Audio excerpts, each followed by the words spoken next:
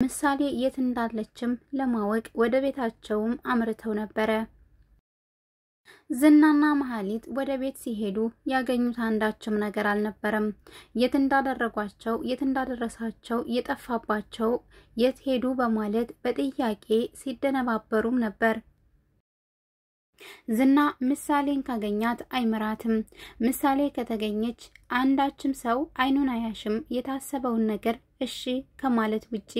ለዚህ ነበር ዝና ምሳሌን አፈላልጎ ሊያገኛትና እንዲሁም ሊያግታት ያሰበው። ብሩክን እንኳን ልጅን ልትታገት ይቅርና ሉላንም ከኔ እጅ ለመውሰድ ግዴታ ያልውህን ፈጽመህ መሆን አለበት ይለዋል። ዝና ይሄ ነገር አላስደሰተውም። እሱ በጉልበትና እንዲሁም በቁጣ የሚያምነው ዝና ብሩኬ የሚለውን ነገር ማመንም አልፈለገም። ብሩኬ እኔም ለልጄ ልክ እንዳንተ ለሚስት ከምትሆንላት በላይ እኔም ኃይለኛ ነኝ በልጄ ከመጡ ይለዋል። አሁን ሞገስና ዝና ሳይሆን ብሩክና ዝና ተፋጠዋለኝ። ሁለታቸው የሚወዱትን ነገር በግላቸው አስገብተው መደራደሪያ ያደረጉት ነው። ነገር ግን ሞገስ መደራደሪያ ብሎ ያመጣት ሉላ ምንም ነገር ባታቅም ብሩኬ ግን በልጁ ድርድር አያቅም። ልጅን ለመደራደሪያነት በፍጹም አላቀርባትም እያለ ነው። ሲቀጥል ደግሞ ምሳሌ ያማታል። እንዳጋጣሚ እንኳን መድኃኒቷን ሳትወስድ ብትቀር ብትወድቅ ትሞትብኛለች። ስለዚህ በፍጹም ከዝና እጅ መግባት የለባትም ምሳሌ ይላል ብሩክ። ዝና እንዳጋጣሚ ወዲና ወዲህ ሲዞር ነበረ ምሳሌን ያያተኝ። ምሳሌ አሁን ወደ ቤት አልመጣችም። እነሱም ቤቱን ለቀውታለኝ። ዝና እንዳያያት ተብሎ ሉላና ዳጣ የሆነች ጠባብ ክላስ ውስጥ ተደብቀዋል። ዝና ካገኛቸው በማለት ከቤት ወጥተውም ንፋስ እንዳይቀበሉም ተደርገዋል። ሉላ ግን ለምን እዚህ ውጭ አልወጣም? እንዴት እስከመቼ ድረስ ነው ከዝና የምደበቀው? ወደ ዝና መሄድም ባልፈልግም ዝና ግን እያሉ ሁሌ እየፈራው ቤት አልደበቅም ትላለች። ሉላ ሞገስ ከዚህ በኋላ ወደ ዝና እንደማይልካትና እንዲሁም ከዝና ጋር ምንም አይነት ግንኙነት እንደማይኖራት ስለነገራት አሁን ግን ዝናን መፍራትም አቁማለች። ቢያገኘኝም ሞገስ አሳልፎ አይሰጠኝም ከዛሬ በኋላ ብላለች። ነገር ግን ዳጣ ግን አይ እኔ ውሸቱን ነው የሚመስለኝ፣ ሌላ ጊዜ ከሱ ሊያስለቅቅሽ ይችላል እንጂ አሁን ግን በፍጹም ከሱ ልትለያያችም ትላታለች። ሉላ ምንም ስላልገባት ዳጣን ትጠይቃታለች ለምን እንደዚህ እንደሆነና የምታውቀው ነገር እንዳለም ብትጠይቃት ዳጣ ግን ምንም እንደሌለና ዝና እንዳያገኝሽ ብቻ ብለን ነው በማለት ትሸፋፍነዋለች።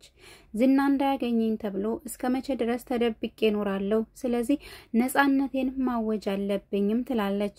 ነፃነትን የምታውጂው አሁን ሳይሆን ገና ትንሽ ነገሮች ይቀራሉም ትላታለች ዳጣ። ዝና ሰዎችም ማስፈራራት የሚፈልገው እንዲፈሩትም የሚፈልገው በፊቱ ማስፈራሪያነት ነበረ። አሁን ግን አልተሳካለትም። ዝና ውስጡ ፈሪ ይመስላለኝ። ውጩን ብቻ ኮስተር ያደረገ ሌላ ገዘፍ ያለ ሰውነቱን ግዙፍ ነኝ ብሎ እያሰበ ያስፈራራቸው እንጂ ነገር ግን ፈሪና በህግ ደረጃ ሲሄድም በህግ ጭምልቅልቅ ያለ ወንጀሎችን የሰራ ሰው እንደሆነ ሞገስ ያወራ ነበር። ስለዚህ ወደ ህግ ተሄዶ ሉላም ዘላቂ መፍትሄ ማግኘት እንዳለባት ሲቀጥል ደግሞ ከዚህ በኋላ ከዝና ጋም እንደተሰቃየች መኖር እንደሌለባት ብሩክ ይነግረዋል። ብሩክ ሐሳባችንን አትርሳ፣ አሁን ያለን ሐሳብ ሉላ ብቻ ሳትሆን ምሳሌ ለመታከም መብቃት አለባት፣ አንተም ቤት ከግድ መነሳት አለበት ይለዋል። ይሄን ሁሉ የምናደርገው ሉላ በእጃችን ስትሆን ነው። ዝና መሐሊትን ሲያዛት ነው ቤትና ንብረቱን ተመላሽ እንድታደርግ ቅድስትን ከታሰረችበት እንድትፈታ ሲቀጥል ደግሞ ምሳሌ እንድትታከም ከሆነ ዝና የፈለገው ነገር ይሰጠዋል። ዝና አሁንም መሐሊት ፊት መሐሊት እንድትፈራው ይጎርራል፣ እንዲሁም ይዝታለኝ ከጄ አያመልጡም እገላቸዋለሁ የሚል ሐሳብም አለው። ሉላ በጣም ተደናግጣለች። አሁን ግን ሞገስ ያስመለጣት ለሷ አስቦና እሷን ፈልጎ መስሏታል። ለመጠቀሚያና እንዲሁም ከዝና የሆነ ነገር ፈልገው በሷ መጠቀሚያነት እንዲሰጣቸው የሚያደርጉት ነገር እንደሆነም አልነገራትም። ሞገስ ቃል ገብቶላታል ለሉላ ከዛሬ ጀምሮ በፍጹም ወደ ዝና አትሄጂም፣ አንቺ የልጅነት ሚስቴ ከኔ ጋር ብቻ ነው የምትሆኚው ብሏታል። እሷም የሰላም እንቅልፍ ተኝታለች። እስከዛሬ ድረስ በጨለማ ህይወት የኖረችው ለሞገስ ብላ እንደነበረ ትነግረዋለች። ስለዚህ አሁን አንተ ካለህ እኔም ካለው የጨለማ ህይወቱ ይበቃኛል፣ ተመልሼ ወደ ዝና ልሄድም ትለዋለች።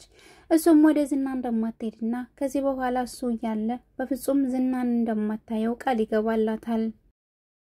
ነገሩ ግን ወዲህ ነው። እንዲህ ቃል ከገባላት በኋላ እንዲሁም ዝና ቃል የገባውን ነገር ሁሉን ነገር ከፈጸመላቸው በኋላ መሀሊትን ማለቴ ሉሊትን አልመልሰም ማለት አይችሉም። ቅድስት ከስር ስትፈታ እንዲሁም ደግሞ የብሩኬ ቤትና ንብረቱ ሲመለስለት ሉላ ወደ ዛውሬ ትመለሳለች። ይሄ ነገር ሲሆን ግን ሉላ ለሞገስ ያላት ፍቅርና እንዲሁም በሱ ያላት ተስፋ አንድ ላይ ያበቃለኝ። ምክንያቱም ቃል ገብቶላት ስለነበረ እንዲሁም ደግሞ ለማንም እንደማይሰጣት አሳልፎ ነግሯት ስለነበር አሁን ግን መልሶ አሳልፎ ሲሰጣተኝ ትደነግጣለች። እንዲሁም በሞገስ ላይ ያላትን ሐሳብ ታነሳለች ማለት ነው። ምክንያቱም ከመጣች ጀምሮ እስካሁን ቃል ገብቶላት ነበረ የትም እንደማትሄድ እሷ ከሱ ጋር እንደምትሆንና ዝና የሚባለውን ግለሰብ በፍጹም ባይኗ እንኳን እንደማታየው ቃል ከገባላት በኋላ ወይ አስቀድሞ አልነገራት ሐሳቡን አብራል ተስማማችበት። አሁን ግን ዝና እሺ ብሎ ሀብቱን ንብረቱ ሲመለስ ኢየሱስ የብሩኬም ከስ ሲነሳ ቅድስቴም ስትመለስ እሷ ተመልሳ ወደ ዝና ቤት ትሄዳለች። ዝና ከዛ በኋላ ለሉላ ምን አይነት አመለካከት ይኖረዋል? ዝና እነ ብሩኬ ያሉትን ነገር ከማረግ ወደ ኋላ አይልም። ምክንያቱም ሉላ ከሞገስ ጋር ከምትተኛ ቢሞት ስለሚመርጥ እንዲሁም ከሱ ውጭ አድራት ታቅምና ከሌላ ሰው ጋር ማደሯን ስላልወደደው በሐሳባቸው ተስማምቷል።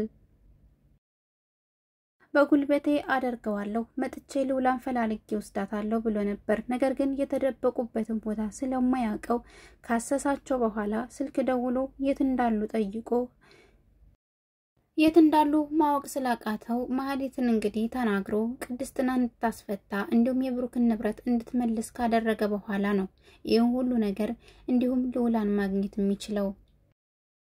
እነዚህ ሶስት ሰዎች ሚሽናቸውን ጨርሰዋለኝ። ምክንያቱም ሉላን አምጥተዋታለኝ።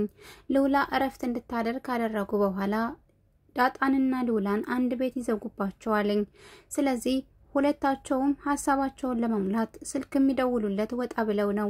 ምክንያቱም ሉላ እንድሰማቸው ስላልፈለጉ ሉላ ይመደወላቸውን ብሰማ ከዝና ጋር ድርድር እንደያዙም ብታቅ ሁሉ ነገር ስለሚያበቃ ራስ ወዳድነታቸውን እንዳታይባቸው ወጣ ብለው ነው የሚያወሩት። ሞገስም እንዲሁም ብሩክም ወጣ ብለው አደራ ለዳጣ ሰጥተው ልጅቷን ወደ ውጭ ነበር የሚወጡት።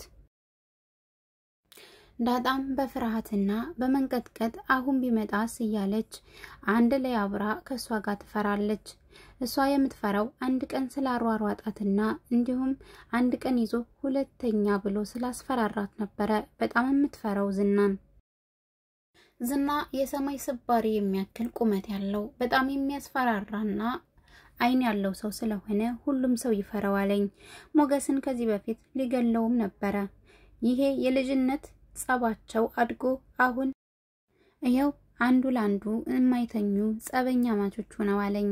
መሀሊት ግን ተደውሎላት ክሱን እንድታነሳና ዝና አሁን ምንም አማራጭ የለውም ወደ መሀሊት ደውሎ እንድታስፈታት ቅድስትን ከማረግ ውጪ እንዲሁም የብሩኬን ንብረት መልሽ ከማለት ውጪ ሉላን የማግኛ አንዳቸው መንገድ የለውም። ስለዚህ በዚህ ሐሳቡ ግን የምትስማማም አይመስለኝም።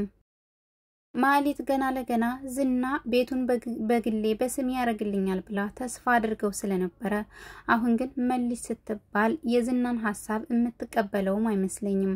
ዝና ምንም ነገር ካላደረገ በጉልበት ካላስገደዳት በስተቀር በፍጹም መሀሊት ሙታም ቢሆን ይሄን ነገር አትፈጽምለትም።